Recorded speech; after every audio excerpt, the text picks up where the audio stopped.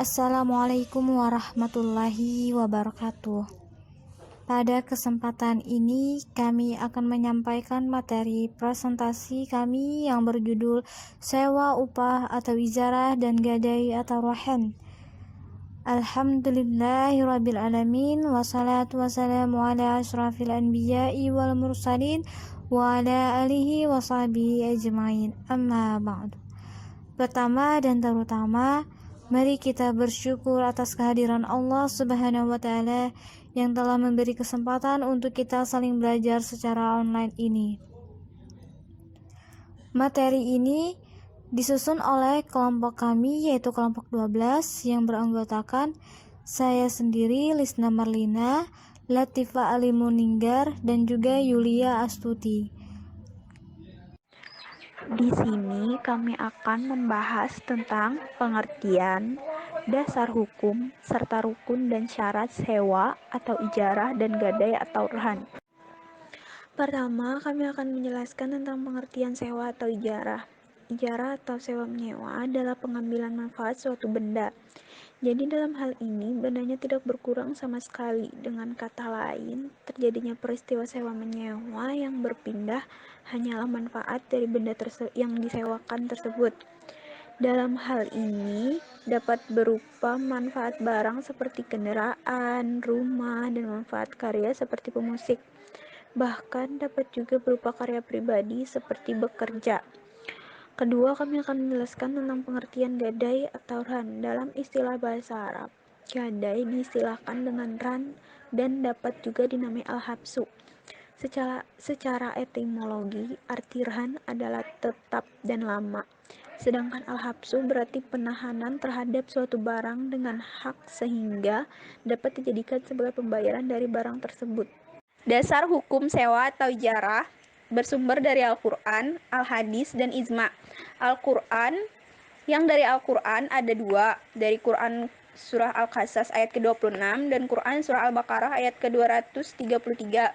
Yang dari Al-Hadis ada tiga. Pertama, dari Ibnu Umar radhiyallahu anhu bersabda, Rasulullah SAW, berikanlah upah atau sewa buruh itu sebelum kering keringatnya.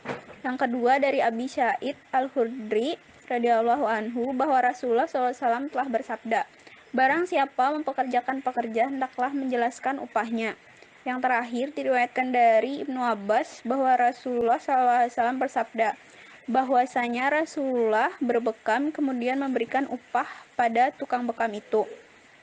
Yang dari Ijma diambil dari perkataan Ibnu Rushd bahwa dalam bukunya Bidayatul Mujtahid, Ibnu Rushd mengatakan, sungguh ijarah itu diperbolehkan oleh semua fuqaha amsar atau semua kota.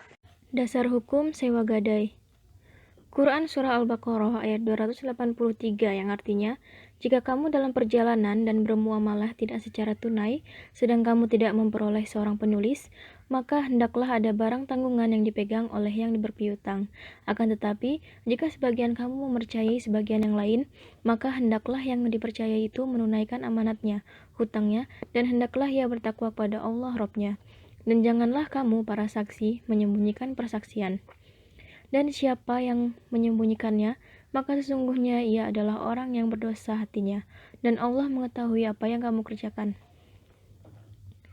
Sesungguhnya Nabi Shallallahu Alaihi Wasallam membeli dari seorang Yahudi bahan makanan dengan cara hutang dan menggadaikan baju besinya. Hadis riwayat Al-Bukhari nomor 2513 dan Muslim nomor 1603. Al-Rahan atau gadai ditunggangi dengan sebab nafkahnya. Apabila digadaikan dan susu hewan menyusui diminum dengan sebab nafkah, apabila digadaikan dan wajib bagi menungganginya dan meminumnya nafkah. Hadis riwayat Al-Bukhari nomor 2512. Rukun ijarah. Seperti halnya akad ataupun perjanjian lainnya, ada beberapa rukun atau fondasi yang harus dilengkapi. Adapun rukun akad ijarah antara lain, adanya akid atau orang yang akad. Orang yang akad terdiri dari muajir, pengupah atau menyewakan, dan mustajir, upaha atau penyewa. Kedua pihak yang akan melakukan akad harus memiliki syarat antara lain balik, berakal, cakap dalam mengendalikan harta, dan saling meridhoi. Sigat akad atau ijab kabul. Dalam melakukan ijab dan kabul ini haruslah menggunakan kalimat yang jelas dan terbuka sehingga dimengerti dan dipahami oleh pihak penyewa. Ujrah atau upah. Besar upah yang dikeluarkan haruslah diketahui oleh kedua belah pihak. Manfaat, selalu perhatikan manfaat yang akan didapat ketika akan melakukan akad ijarah ataupun akad perjanjian lainnya. Syarat akad ijarah berikut diantaranya.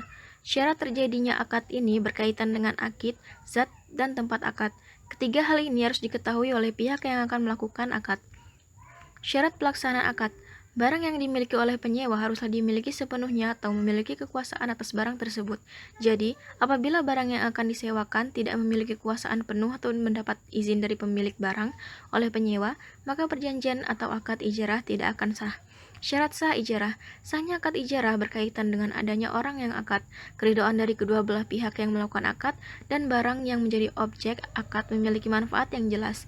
Selain itu, dalam melakukan akad ini, barang yang akan diakad harus dijelaskan kepada pihak penyewa, baik manfaat, pembatasan waktu, atau juga menjelaskan jenis pekerjaan dan lingkup pekerjaan apabila yang akan diakad adalah pekerjaan atau jasa seseorang. Syarat kelaziman. Syarat yang terakhir adalah syarat kelaziman. Syarat ini meliputi mauquf alaih atau barang sewaan, terhindar dari cacat tidak ada uzur yang dapat membatalkan akad. Uzur yang dimaksud adalah sesuatu yang baru yang menyebabkan kemudaratan bagi yang akad. Rukun rahan. Adanya arhan yang menggadaikan, adanya al-murtahin penerima gadai, adanya al-marhun barang yang digadaikan, adanya al-marhun bin utang, adanya syubhat ijab kabul. Kesepakatan antara rahin dan murtahin dalam melakukan syarat rahan. Syarat-syarat rahin dan murtahin. Rahin dan murtahin itu adalah pemberi dan penerima gadai. Pemberi dan penerima gadai itu haruslah orang yang sudah balik, sudah cakap untuk melakukan sesuatu perbuatan hukum sesuai dengan ketentuan syariat Islam. Jadi kesimpulannya yang dapat kita ambil yaitu ijarah atau sewa menyewa adalah akad atas manfaat dengan imbalan. Gadai atau rahan adalah menjadikan suatu barang sebagai jaminan atas utang dengan ketentuan bahwa apabila terjadi kesulitan dalam pembayarannya, maka untung tersebut bisa dibayar dari hasil penjualan barang yang dijadikan jaminan. Mungkin hanya itu yang bisa kami sampaikan. Kami berharap presentasi yang kami berikan dapat bermanfaat bagi audiens. Jika kami ada kekurangan dan kesalahan dalam penyampaian materi, kami minta maaf karena kesempurnaan hanya milik Allah. Wassalamualaikum warahmatullahi wabarakatuh.